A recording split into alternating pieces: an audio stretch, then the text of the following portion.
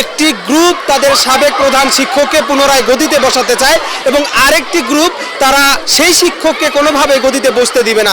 শিক্ষকদেরও তেমনি দুটো গ্রুপ তৈরি হয়েছে এবং আজ সকালে শিক্ষক এবং শিক্ষার্থী উভয়ের মধ্যেই কিন্তু হাতাহাতির ঘটনা ঘটে এবং সেই ঘটনায় অনেক শিক্ষার্থী আহত হয়েছে, অভিভাবক আহত হয়েছে। আমরা সেই অভিভাবক এবং শিক্ষার্থীদের কথা শুনেছি। এখানে দেখছেন আমার পিছনে সেই শিক্ষার্থীরা রয়েছেন যারা বিভিন্ন গ্রুপে বিভক্ত হয়ে কিন্তু তারা সেই কথাগুলো তুলে ধরছেন এবং ঘটনাস্থলে এখন পর্যন্ত সেনাবাহিনী এবং পুলিশ এসেছে যাতে এই বিশৃঙ্খল পরিবেশ শান্ত করার জন্য তারা কাজ করে এবং দেখছেন এখনো পরিস্থিতি কিন্তু তেমনই রয়েছে।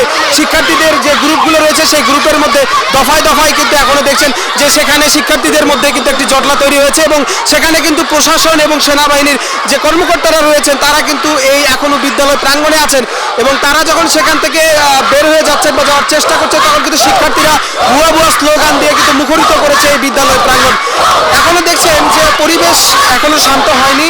এই অশান্ত পরিবেশের ভেতরেই কিন্তু এখনো সেই প্রধান যে শিক্ষক, সাবেক প্রধান শিক্ষক, তাকে সেনাবাহিনীরা তাদের মাধ্যমে কিন্তু তারা একটি নিরাপত্তা বলয় তৈরি করে তাকে বিদ্যালয়ের বাইরে নিয়ে যাওয়ার ব্যবস্থা করতেছে এবং এদিকে শিক্ষার্থীরাও কিন্তু তাদের পেছনে পেছনে সেখানে যাচ্ছে। সেই প্রধান ফটক দিয়ে সেনাবাহিনী এবং পুলিশ সহযোগিতায় নিরাপত্তার মাধ্যমে সেই প্রধান শিক্ষককে এই বিদ্যালয় যে প্রাঙ্গণ রয়েছে সেই প্রাঙ্গণ থেকে কিন্তু বের করে দেওয়ার একটি প্রচেষ্টা কিন্তু এখানে চলছে এবং তখনই কিন্তু শিক্ষার্থীরা বিভিন্নভাবে স্লোগান দিচ্ছে, ভুয়া ভুয়া স্লোগান দিয়ে তারা বিভিন্ন ধরনের দেখছেন যে ভুয়া ভুয়া স্লোগানে কিন্তু মুখরিত হয়েছে বিদ্যালয় প্রাঙ্গণ।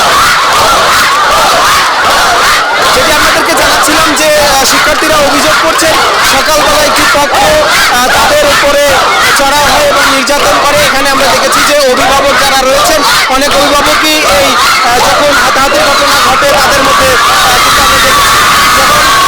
প্রধান শিক্ষককে নিরাপত্তা বলয়ের মাধ্যমে বিদ্যালয় প্রাঙ্গণ থেকে বের করে দিয়ে প্রধান ফটক বন্ধ করে দেওয়া হচ্ছে এবং ঠিক তখনই শিক্ষার্থীরা কিন্তু দেখছেন যে এসে উৎসুক যে শিক্ষার্থী রয়েছে তাদের প্রতিক্রিয়া কিন্তু আমরা সরাসরি দেখানোর চেষ্টা করছি। এই মুহূর্তে প্রধান ফটকের সার্বিক পরিস্থিতি আপনারা এখন ক্যামেরার চোখে দেখতে পাচ্ছেন। যেমনটি দর্শক আপনাদেরকে বলছিলাম যে এখানে শিক্ষার্থী এবং শিক্ষকদের দুটো গ্রুপে পরিণত হয়েছে যেটি দাবি করছেন শিক্ষার্থীরা। এখানে কিন্তু এই শিক্ষার্থীদের পাশাপাশি এখানে বিশ্ববিদ্যালয়ের যারা বিভিন্ন যারা আশেপাশে বিশ্ববিদ্যালয়ের সমন্বয়ক রয়েছেন তারাও কিন্তু এখানে ঘটনাস্থলে রয়েছেন।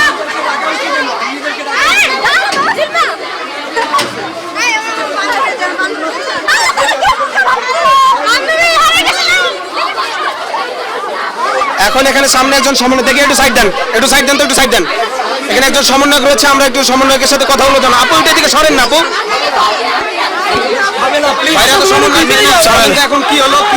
আসলে আমাদের হচ্ছে আর্মি টিমটা কাজ করতেছে, যেহেতু স্টুডেন্টরা সবাই বলতেছে দুই পক্ষের জন্য প্রবলেমটা বেশি হয়েছে আর মারামারিটা দুই পক্ষের জন্যই হয়েছে।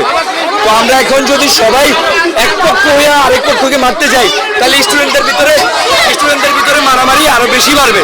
গার্জিয়ানদের ভিতরেও দুই পক্ষ, স্টুডেন্টদের ভিতরেও দুই পক্ষ। এখন সেনাবাহিনী ম্যামকে থানায় নিয়ে যাওয়া হয়েছে, তারপরে এটার একটা সমাধান দিবে। আর্মি বলে দিছে তোমরা একটু ঠান্ডা থাকো, কেউ গায়ে হাত তোলা যাবে না।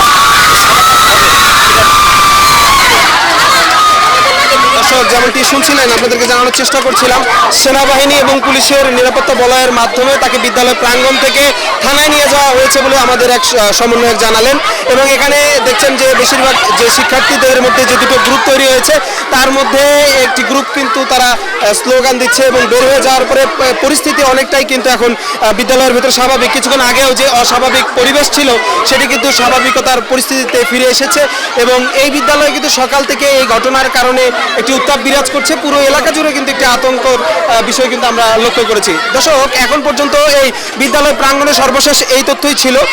তাকে অবরুদ্ধ করে রাখার পরে পরবর্তীতে সেনাবাহিনী এবং পুলিশ তাকে থানায় নিয়ে গেছে বলে আমরা জানতে পেরেছি। এদিকে আমরা অনেক শিক্ষকদের সাথেও কথা বলেছি, সাথে আহত একজন অভিভাবকের সাথেও আমাদের কথা বলার সুযোগ হয়েছে, সাথে সাথে এখানে যারা শিক্ষার্থী রয়েছে তাদের সাথেও আমাদের কথা বলার সুযোগ হয়েছে।